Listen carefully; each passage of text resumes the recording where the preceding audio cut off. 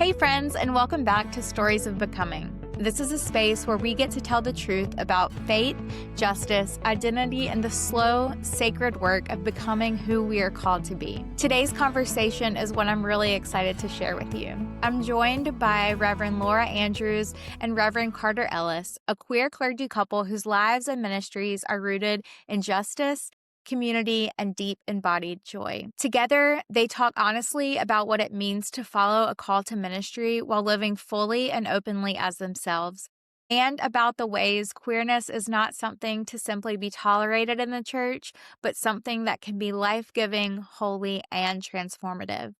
We talk about queer joy and what it looks like in real everyday life. We talk about the difference between inclusion and liberation and why that distinction matters. And we talk about allyship, both when it's life-giving and when it falls short. And we talk about how healing is not a destination, but an ongoing journey, one we walk together. Lora and Carter remind us that representation matters, stories matter, proximity matters, and that being honest about who we are is not only an act of courage, it is an act of faith.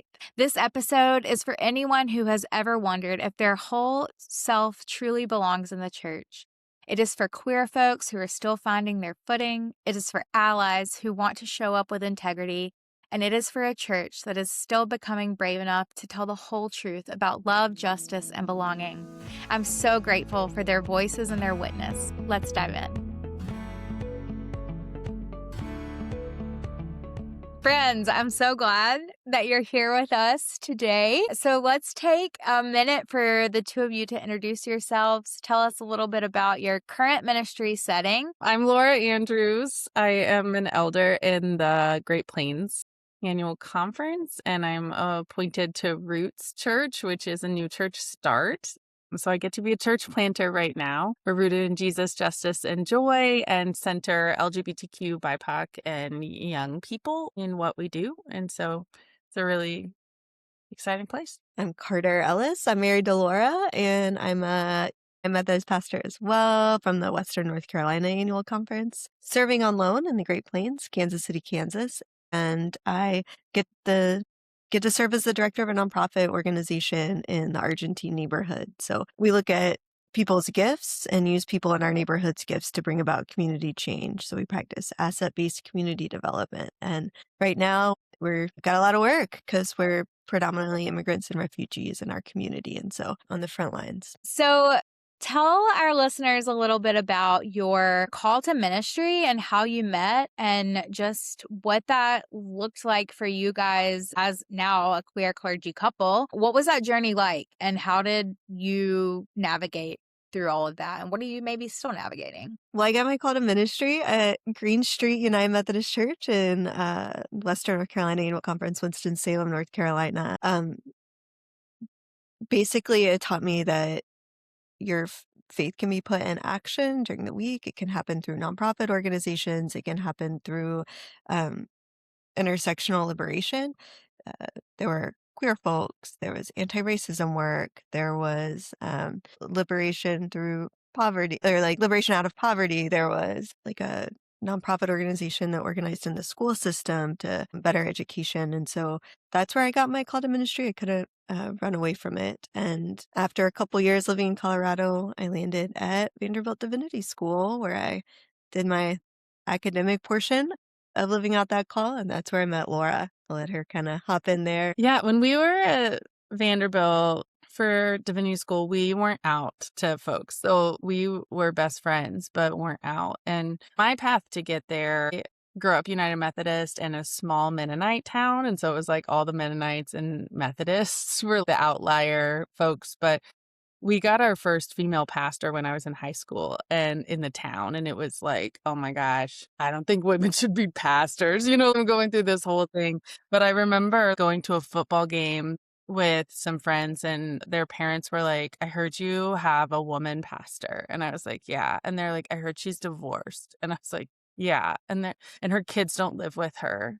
And I was like, yeah. And then they said, the only thing worse would be if she was gay. And at that point, I didn't know like who I was, and like that unfolded over time. But like as my calling unfolds, like I think how much more like vivid a memory like that is, that was like, oh, you can't be this. I discerned a call to ministry as part of K-State Wesley, and feel so grateful for the United Methodist Church to like give me that path, but had no idea what I was stepping into in seminary, into this world that was so open and, you know, inclusive. When I remember going to like a RMN storytelling workshop and I was like, what story do I have to tell? Like learning, how to give voice at the time. Like my language was, I'm a very good ally, but through all of that and like through standing up for rights, I think it gave a door into, oh, this is like my voice for myself. And Carter and I kind of shared that journey. And then, you know, we came out to each other and a month later we were dating and the rest is history.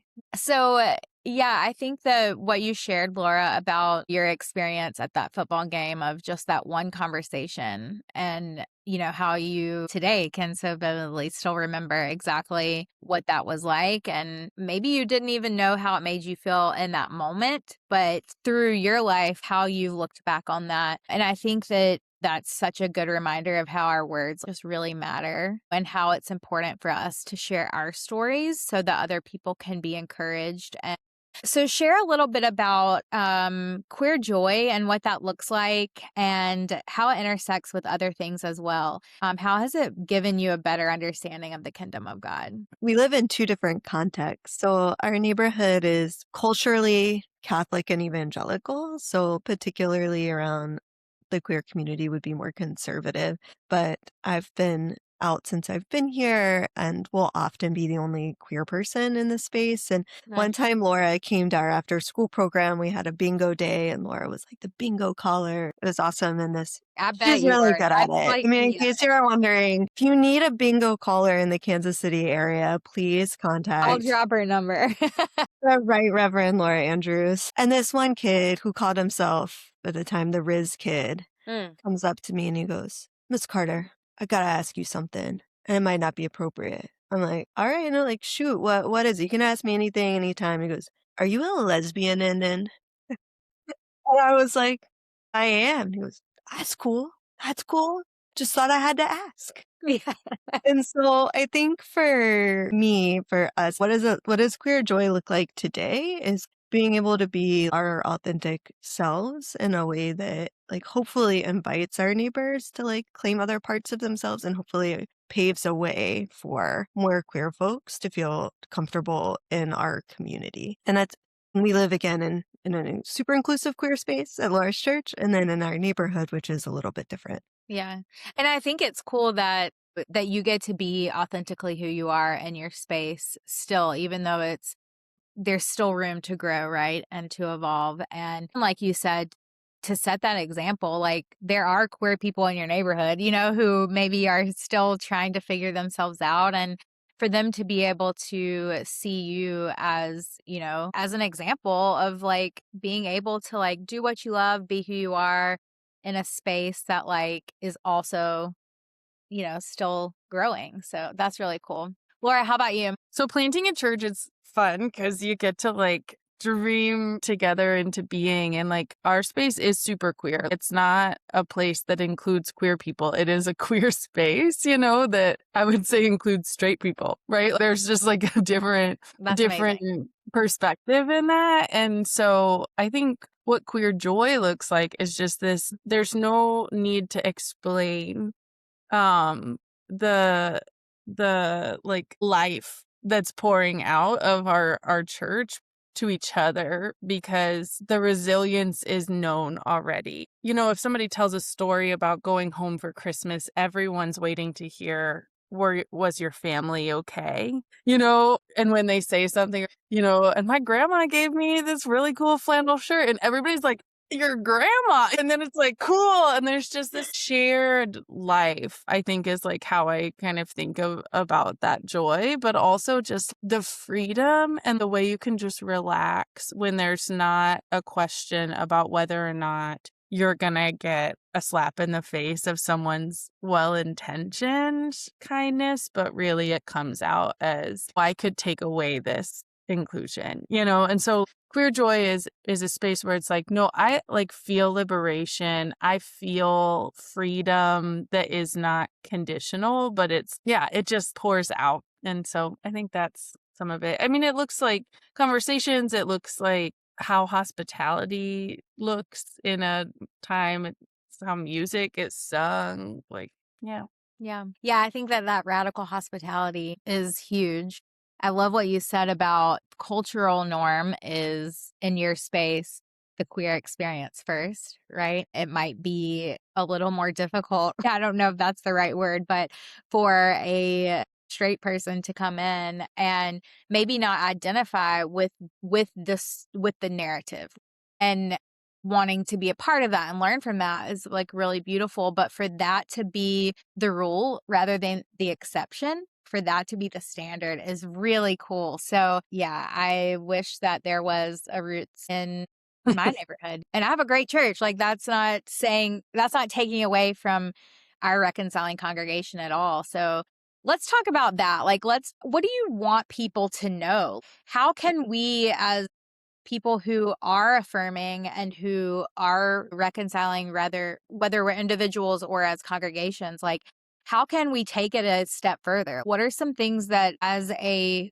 queer pastor, both of you, a queer clergy couple, just people operating in the world, what do you want people to know? I think kind of to continue with how Roots operates and how it centers queerness, I think knowing that United Methodist churches aren't centering queerness is important. And I'm not saying it makes sense for every church to do that, but when straight folks are like, am I still welcome even though I'm not queer, is exactly how queer people feel every time they're in church. Because straight people aren't seeing themselves fully reflected in every story or every inside joke or all of those things. And then they're like, well, like, I don't really think this place is for me.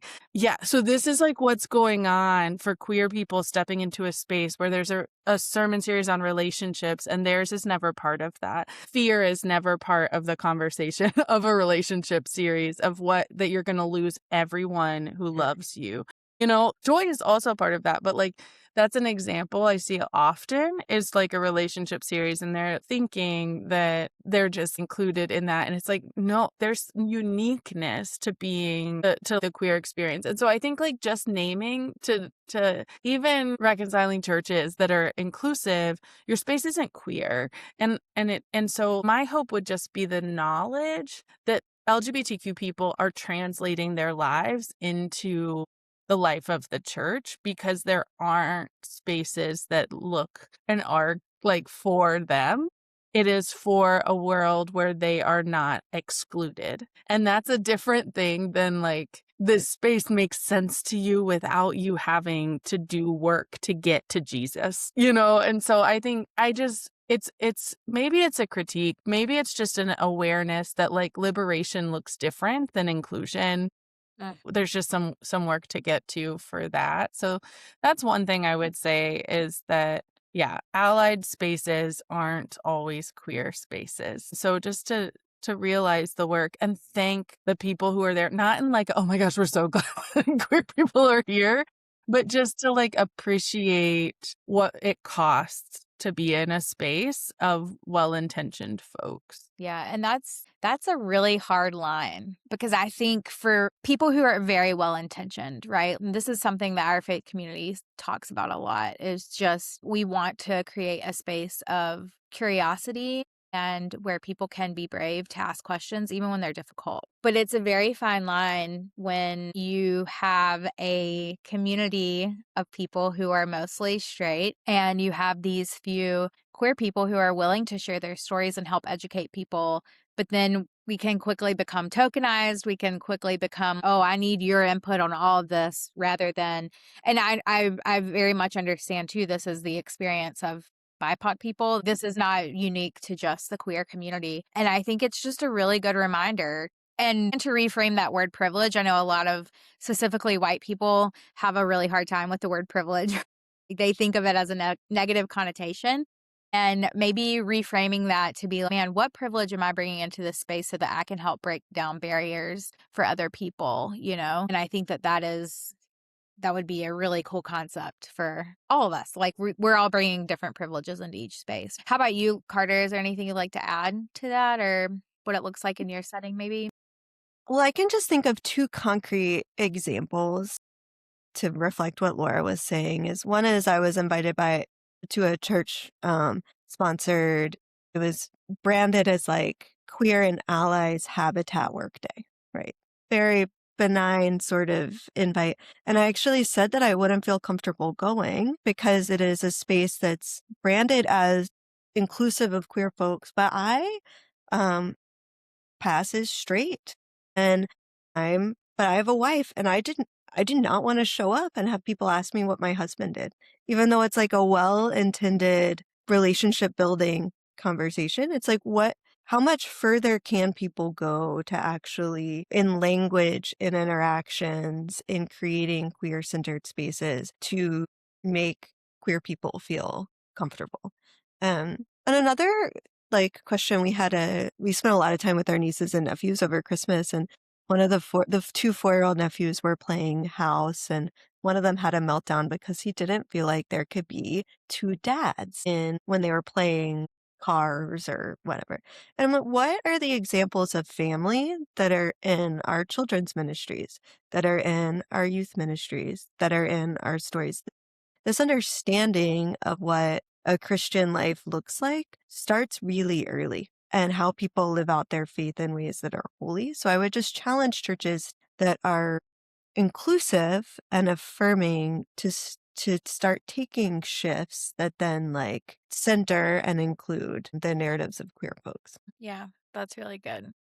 I think another thing is, especially in our, United Methodist context, it's still really new to be where we are. And for a lot of us, there's a lot of our story that was quiet and people just don't have any idea. Carter and I were terrified to tell anyone we were dating, to come out to anyone, to get a text message when we were in a meeting with colleagues and they might see that we got a text or something, like being afraid we were going to lose our everything. And then 2019 happened and we decided like we knew God was calling us to be married more than we were worried about being clergy, like if it cost us our vocations. And so coming out to a bishop who wasn't known to have a public stance of doing something. We have stories that were terrifying and like worried every day that we were going to lose everything. We were under complaint. Like the first thing we had to do when we got married was text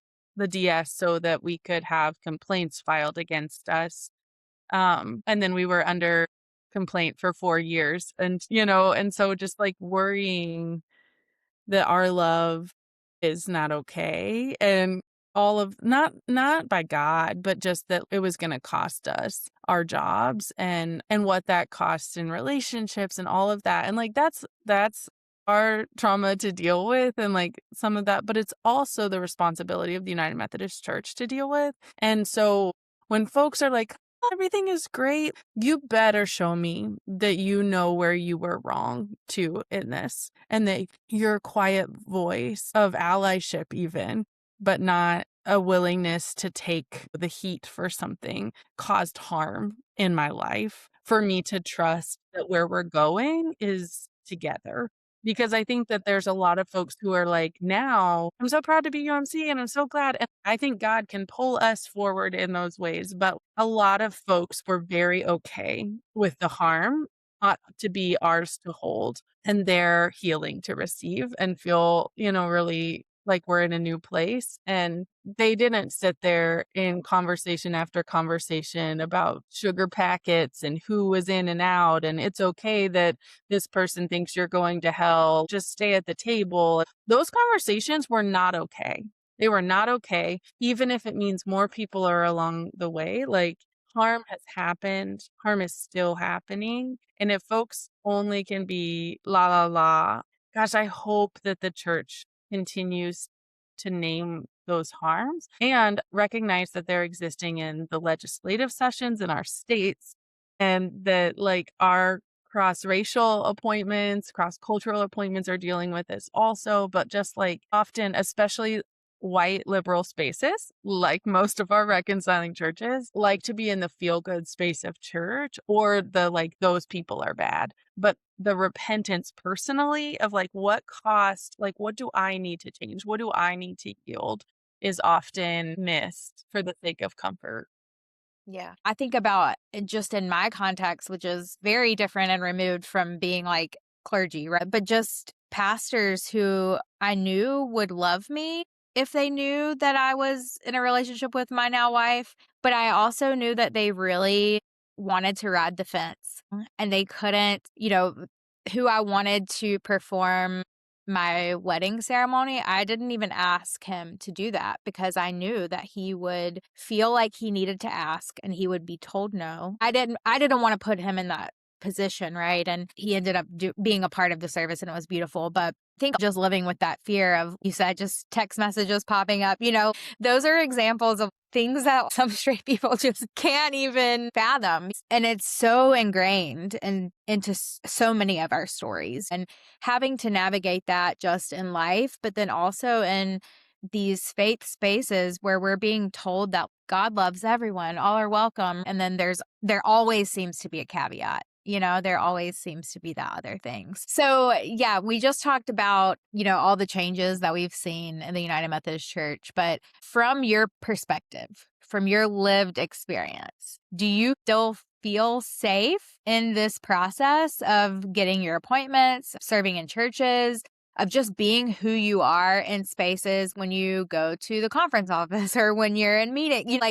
What is your level of engagement? How are you feeling? And what do you wish people knew about that? How much have things really changed? Something Carter and I have talked about is there was a day where we woke up and we weren't afraid anymore. And that used to be something that was always concerning, but we've released so much of that fear. And part of that is also accepting the reality that we can't be appointed everywhere. And we've been told that there aren't two appointments for us besides the ones that we have. That might evolve over time, but there's been a lot of just receiving other people's fear in that and just being okay with who we are. But the cost of that is that our jobs aren't the same anymore. And watching people not understand that part, I think, is so difficult. That I think specifically of a colleague who I was talking about reconciling. They're like, we don't need to be reconciling. We already can,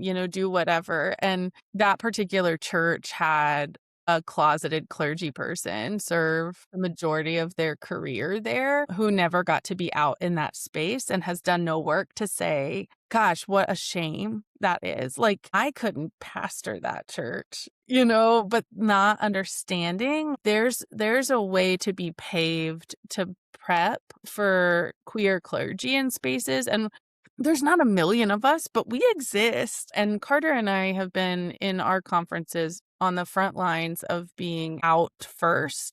And not like we stand on lots of shoulders who are no longer clergy because of that, but we were not, there were not people who we could look to who had a successful journey to still have a job.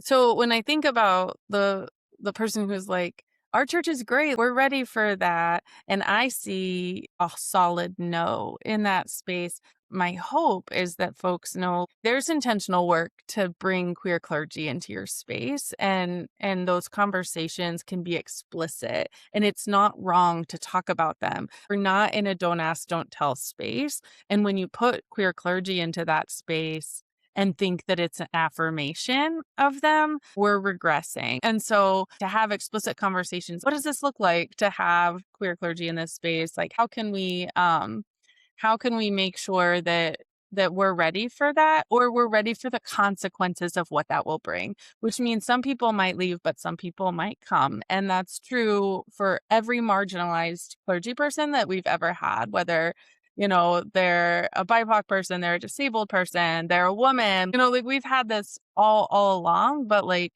that's the injustice we're reconciling with, not like we don't need to, think that we're beyond where we are, but I just think like people's surprise that their church isn't ready is something to note. Yeah, it's almost like if you say our work is done in any context, maybe that's a good indication that your work is not done and you're out of touch. You know what I'm saying? Like, there's always something more, another perspective to look at something through and to grow and to learn. Carter, is there anything you'd like to add to that? I think back to this question and to the question prior to that, where it's like, I had the privilege of being on the floor at General Conference when the vote passed, and and it was amazing. Lora was there, and so I got to celebrate the historic milestone, hugging and holding Lora as we had the moment of prayer and celebration afterwards. I was also like deeply reminded in that space that even though that milestone of language changing happened, it was a change on paper, and not as much not yet a change in hearts and in practice. And so I witnessed that into some things that were said to me, and where I knew pretty immediately, okay, we've still got some work to do. And I also had the privilege of getting to sit next to Helen Ride for the entire General Conference. They were my seat buddy, as well as working with them on our delegation and closely over the years. And something as simple can be as consequential as not getting pronouns correct. And so I was reminded time and time again, even in the moments surrounding kind of the historic milestone there, that, yeah, even in spaces that are labeled as safe and inclusive, still have further to go in recognizing gender identity and gender expression, celebrating transgender folks or non-binary folks in our communities. And so what does that look like? I think that's kind of where I'm at, is how much further do we have to go? Where do we fit in the point of process? I didn't really get to that part of the question, but that was my lingering thought I had. No, I think that that's really good. And when you spoke about Helen, and I think about times I'm also in the Western North Carolina annual conference, and where I have been with them at events where pronouns were not included on name tags or even given the option to add those. Like, you have to add those with your own pen, not there on any stickers, or it's not encouraged from a level of this is kind of what we are encouraging you to do. Still, spaces where gender neutral bathrooms are difficult to find, right? People misgendering from the stage when they're speaking of someone. So those are some things that come to my mind. What are other tangible things that people and places can do to kind of reset and maybe be more aware of how they're presenting themselves in the space to be an affirming and inclusive space for people? One thing Bishop Bridgeforth said at Convo that has kind of stuck with me is, if our churches aren't ready to include trans people, take down your rainbow flag. And I just feel that so deeply, that false allyship is so much more harmful than a clear no, because there's just this tender entryway. And I'm not saying you have to be perfect to get there, but just make sure that we are not just talking about cis, gay, and lesbian white folks. Like, I think there's just real work. And I think bathrooms and pronouns are such an honoring, and to do that work of introduction and like giving people the dignity of being themselves when they walk in the door, like, is just so great. It's similar, like when I say my wife Carter, I do that more than I would probably if I was married to a dude, but it's because it gives freedom for other folks to see themselves in this space. And so just like giving the permission for people to be themselves everywhere, and not ending with white, cis, gay, and lesbian inclusivity, like, matters. And that also includes folks who are asexual. Like, not everybody is partnered or wants to be. And so just letting people tell their story to you rather than make assumptions is just the gift of curious questions. I think is a good thing churches can do too. One thing that I've learned attending Roots every week is I've witnessed, and some folks and experiences are incredibly diverse, is just how much courage it takes to show up to a church. There have been times when someone has texted Lora and wanted someone to walk them inside just because walking inside's hard. So I'll go outside and walk someone inside. And so I would advise churches that are trying to create queer and inclusive spaces. The queer community is incredibly resilient, and they still might not feel safe showing up, and they might need time. They might need to come multiple times, but your resilience has got to be greater. So it's like, just because we tried that once and it didn't, someone left early because they're dealing with real fear and trauma and pain. And like the bravery and courage it took to show up was huge. So how you take things personally, I think, is something like to really consider, and to practice, do your own practices of resilience in that as well. Be gracious, I think, is the overall thing I'm trying to say.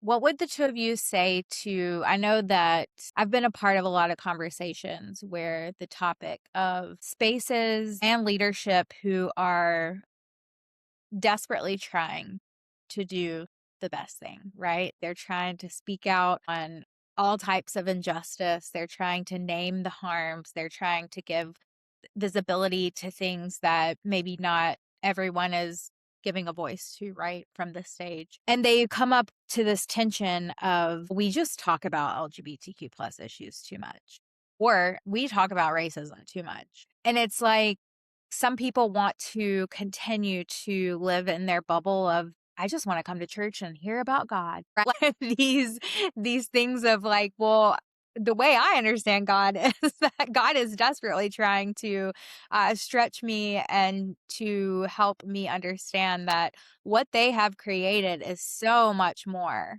than even what I'm seeing. So what would you say, maybe as a word of encouragement to other clergy or to lay leaders who are maybe still having that tension of being scared to be as vocal as maybe they want to be or should be because of some of that pushback from people maybe saying we're talking about a certain topic too much? John Wesley said, and to paraphrase John Wesley, there's no holiness without social holiness. So like, if you think about our liberation and our salvation being bound up to the liberation and salvation of others, like we got to talk about it every week, right? Like, it's what Jesus did. Shouldn't be a surprise. Unfortunately, it is. I think that there is always going to be this tension of comfort and discomfort in the life of church and the work of the people when we think of liturgy and like what worship means together as we honor God. I think my encouragement would be what that research just came out last week or something that said, is it like Gen Z comes to worship 1.8 times a week and all the other generations are fewer times than that.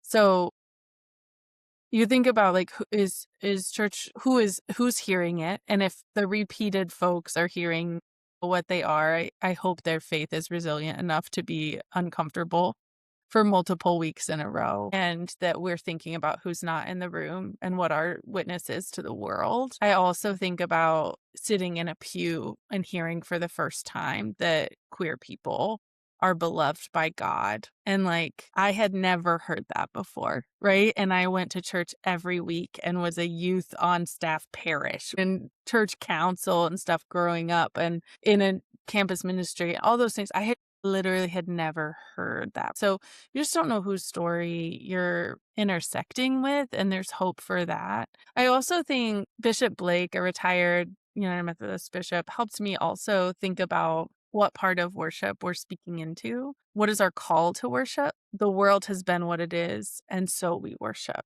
That it doesn't have to be in your sermon moment always, and like harping on the bad guy as though that's the pew. You can't use that moment to do the work. The work is your call to worship, and you're sending forth, and what you do between those moments really matters too. And so I'm one who I live for a sense of justice and for speaking truth to power, and err always on the side of like probably saying more than I should. And I think that for people who are in spaces where they interact with no marginalized people in their church, I think that there is some balance of what your role is to help folks get to a new place.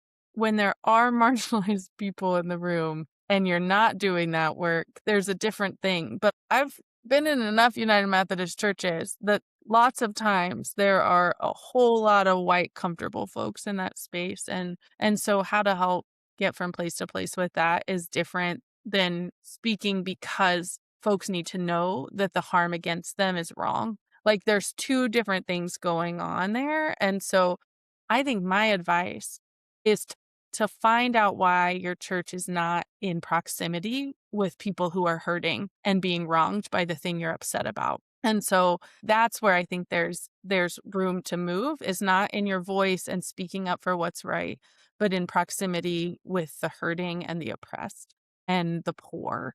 And how can that be a shift that the church makes? Because then there's no question about why you're speaking truth to power, because the person sitting next to you is being harmed. And that's a different thing than just a vocal prophetic voice. Yeah. What truth do you wish someone had spoken to you earlier in your journey? When I came out to Bishop Signs in 2019, I was terrified. This is like when I was waking up every day afraid. Carter and I had been together for like 4 years and love each other and wanted to see a day. We're serving in 2 different conferences, and how are we going to get together? All of that. And one thing in that conversation that just truly blessed me was his invitation to memorize Psalm 27, verse 1 with him. The Lord is my light and my salvation. Whom shall I fear? The Lord is the stronghold of my life. Of whom shall I be afraid? And I just wish I would have heard sooner. There's no need to be afraid in the work of serving God, and not need to, because my fear was justified. I was ordained by Scott Jones. So like my fear was justified. I watched clergy be harmed and lose everything. And there's reasons for that. And I am so grateful for the reminder that like there's going to be a day where there's no fear. And like that's the truth, and that's the foundation, and that's a stronghold. So like I also would just like say that to folks who are sitting in that. There can be a different space, and it's hard to imagine, but there's a world where fitting in the bounds of the system can be set aside, and you can still be honored for who you are. And I feel grateful for a glimpse of that from my bishop at the time, and because of the Psalms. So that's one. What I wish someone had said to me earlier, I wish someone had said with words, but also with actions. You are not alone. There were times when it felt really alone. Not that God wasn't with me or calling me. I will be with you. Like that was, and that Lora and I were in it together, and some dear friends were in it with us. And yet the risk was all on us. That no one else was gonna lose something, and it felt lonely because at times it felt like we were alone in the risk. And it could have been that more people would have stepped up into places that might have put themselves at some sort of loss or risk too. And so, yeah, I wish I could have experienced that in action, I think is what I would say.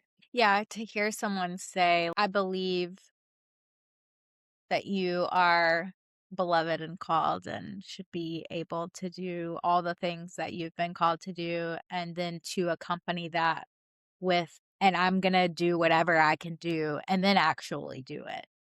Because I think that it is great to hear words of encouragement and all those things, right? But if someone's not willing to risk putting certain things on the line for you to recognize their point of privilege, to be able to say, I believe in this, I'm working so that, Carter and Lora don't have to be afraid, right? Like these things, that would be such a gift for I sure. think an example of that is like I had a conversation with the DSs who filed the complaint against me, and they were like, we did this for you to protect you. And I said, no, you did this for you. And they were like, well, what was our choice? And then they like sat there for a second, and they were like, well, I guess we could have said no. And I'm like, right, you chose to be a part of an unjust system, knowing that you affirmed queer clergy in the fullest. And that was a choice to do. And you made it, and we're in a different place and all of that. But I think folks forget when they are not in an oppressed place that they also can choose to step into a risk, you know? Yeah, I wish not only that they would have said, like, you're not alone, but I am with you. Mhm. And I'm gonna step into that risk too and realize that collectively us disobeying unjust rules is a way forward to get to where we need to be. So, something we ask all of our guests on our podcast is, what is something that you are still becoming? I think I'm still becoming an advocate and an ally to all marginalized communities. And it's hard. And so learning to check places where I feel comfortable in order to say you're not alone, I'm with you, to my neighbors. Yeah, I can imagine, especially today, where injustices just seem to be flowing like how justice should be flowing, right? It's almost like it feels every day like we're drinking from a fire hose of just all the things that are wrong. And to be intentional about that and learning and growing is no small feat. Yeah. I would agree. Still becoming anti-racist, still doing the work of being a good neighbor, becoming someone who embodies the movement for liberation for all and not just through my own lens. And I also would say, as I think about our journey, I'm still becoming healed. Yeah. It's been really painful and really beautiful and good and, like so much. But yeah, I'm still becoming healed. Thank you. But one thing I hope, especially for allies who have been on the journey for a long time and who have spoken up and who are so much of the reason why we're where we are, I hope, especially if you're in a context where queer people have been afraid, that if there are queer voices that are becoming, that you yield and give them every microphone and every stage that they want, because there are years of quiet while a straight person spoke on their behalf, that they deserve every microphone until forever to make up for what that cost was. And it doesn't mean that every queer and trans person wants to have that microphone, but they need the invitation, especially when it's a conversation around inclusion in the UMC. Those conversations deserve to be queer-led now and not ally-followed now, because the legitimacy is in our personhood, not in how well known the speaker is, because the person who needs that microphone might not be known because they were afraid and they've given a ton to be in the shadows following God's call. That's a good word. Thank you for joining us in this episode of Stories of Becoming There. Stories of Becoming is a production of Reconciling Ministries Network, and we share these conversations to help build a church where all people are able to live fully into who God has created them to be.